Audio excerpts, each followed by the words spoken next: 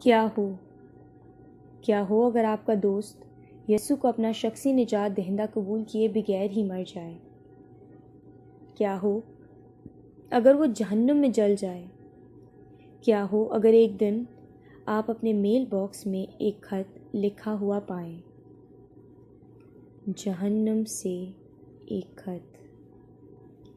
ایک خط اپنے دوست کی طرف سے جو ابدی شعلوں میں جل رہا ہو۔ یہ خط ایک ڈرامے کی صورت میں ہے جو کہ ہائی اسکول کے ایک طالب علم جوش نے افسانوی انداز میں اپنے دوست زیک کو لکھا۔ اگرچہ زیک کے پاس بہت موقع تھے کہ وہ جوش کو یسوع کے بارے میں بتائے، مگر اس نے نہیں بتایا۔ وہ بہت گہرے دوست تھے، وہ اکٹھے فٹ بال کھیلتے تھے، وہ کلاسز پر اکٹھے جاتے تھے، وہ اکٹھے پارٹی پر جاتے تھے، وہ اپنی زندگی کے دکھ سکھ ایک دوسرے کے ساتھ بانٹتے تھے۔ لیکن ایک چیز تھی جو زیک نے جوش کو نہ بتائی تھی، اس کا شخصی تعلق یسوع کے ساتھ۔ باقی کہانی سادہ اور دکھ سے بھری ہے۔ شراب نوشی، الہمناک واقعہ، موت، جنازہ اور ایک خط۔ یہ ہے وہ خط، جہنم سے خط۔ پیارے زیک، میں آج مر گیا، اور جیسا میں سوچ رہا تھا یہ اس سے بالکل مختلف ہے۔ تمہیں پتہ ہے مجھے بتایا گیا تھا کہ موت مجھے ایک دھندلی دنیا میں لے آئے گی جہاں ہر چیز دھندلی ہوگی، لیکن یہ جگہ بالکل واضح اور صاف ہے۔ یہ میری دنیا میں گزری ہوئی زندگی سے بھی زیادہ حقیقی ہے۔ میں سوچ سکتا ہوں، میں بات کر سکتا ہوں، میں محسوس بھی کر سکتا ہوں۔ جیسے ہی حادثہ ہوا، میں اپنی روح کو اپنے جسم سے چھوڑتا ہوا محسوس کر رہا تھا۔ یہ بہت عجیب چیز تھی زیک۔ مجھے لگا تم میرے لیے چلا رہے ہو۔ پہلے تو مجھے ایک قطار میں کھڑا کیا گیا، مجھے لگا میری رجسٹریشن ہو رہی ہے۔ انہوں نے میرا نام پوچھا اور زندگی کی کتاب میں ڈھونڈنا شروع کر دیا۔ مجھے لگا میرا نام اس کتاب میں نہیں ہے، کیونکہ جو بہت بڑا فرشتہ میرے پاس کھڑا تھا اس نے میرا بازو زور سے پکڑ لیا اور مجھے گھسیٹنا شروع کر دیا۔ میں بہت ڈر گیا اور نہیں جانتا تھا کہ یہ کیا ہو رہا ہے۔ جب میں نے فرشتے سے پوچھا کہ وہ مجھے کہاں لے جا رہا ہے تو اس نے مجھے کوئی جواب نہ دیا۔ تب میں نے دوبارہ اس سے پوچھا اور آخر اس نے مجھے بتایا کہ وہ لوگ جن کے نام کتاب حیات میں لکھے گئے ہیں صرف وہی آسمان کی بادشاہی میں داخل ہو، باقی ہمیشہ کی جہنم کے حقدار ہیں۔ دوست، میں بہت ڈرا ہوا تھا۔ فرشتے نے مجھے جیل میں بند کر دیا تھا جہاں مجھے بہت دیر تک بیٹھنا پڑا۔ میں وہاں بیٹھے ہوئے سوچ رہا تھا۔ کیا تم جانتے ہو میں کیا سوچ رہا تھا؟ میں کس کے بارے میں سوچ رہا تھا؟ میں تمہارے بارے میں سوچ رہا تھا زیک۔ تم مسیحی ہو، تم نے مجھے خود بتایا تھا۔ میرا مطلب ہے ہم نے آج ہی اس بارے میں بات کی تھی۔ ہم نے 3 دفعہ اس کے بارے میں بات کی تھی۔ کیلی نے یہ بات شروع کی تو تم نے ہنس کر ٹال دی۔ کوچ ایڈم نے یہ بات شروع کی تو تم نے بات ہی بدل دی۔ میرا مطلب ہے یہ حادثے سے کچھ ہی دیر پہلے ہوا۔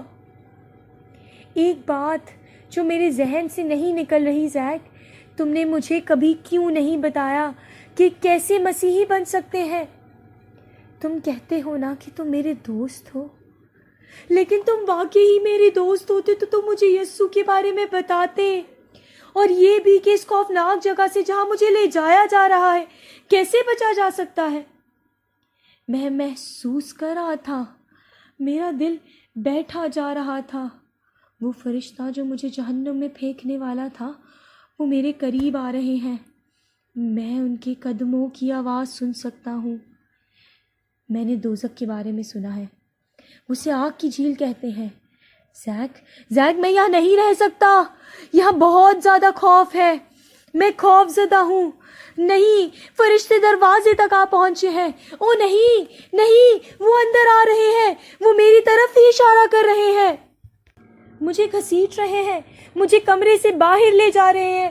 میں جلتی ہوئی کندک کو محسوس کر رہا ہوں. میں دوزخ کا کنارہ دیکھ سکتا ہوں. سب ختم ہو گیا ہے، میں نا امید ہو گیا ہوں. ہم دوزخ سے قریب تر ہوتے جا رہے ہیں. میرا دل خوف سے پھٹ رہا ہے. وہ مجھے آگ کے شعلوں میں پھینک دیں گے. میں ہمیشہ کے لیے ختم ہو جاؤں گا.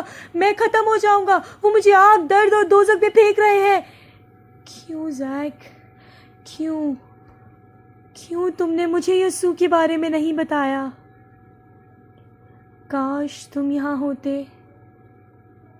وقت تمہارا دوست جوش.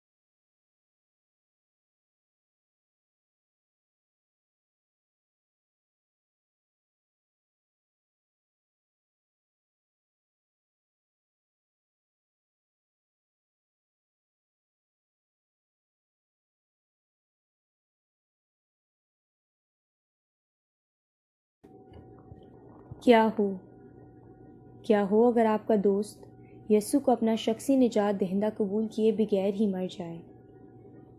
کیا ہو اگر وہ جہنم میں جل جائے؟ کیا ہو اگر ایک دن آپ اپنے میل باکس میں ایک خط لکھا ہوا پائیں؟ جہنم سے ایک خط، ایک خط اپنے دوست کی طرف سے جو ابدی شعلوں میں جل رہا ہو۔ یہ خط ایک ڈرامے کی صورت میں ہے جو کہ ہائی اسکول کے ایک طالب علم جوش نے افسانوی انداز میں اپنے دوست زیک کو لکھا۔